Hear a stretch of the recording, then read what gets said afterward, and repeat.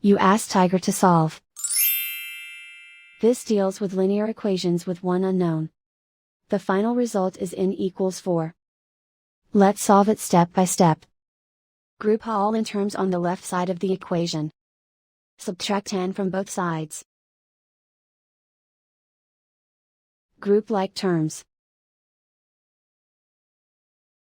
Simplify the arithmetic. Group like terms. Simplify the arithmetic. Group all constants on the right side of the equation. Subtract 6 from both sides. Simplify the arithmetic.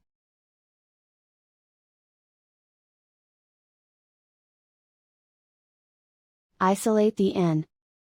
Divide both sides by -8. Cancel out the negatives. Simplify the fraction.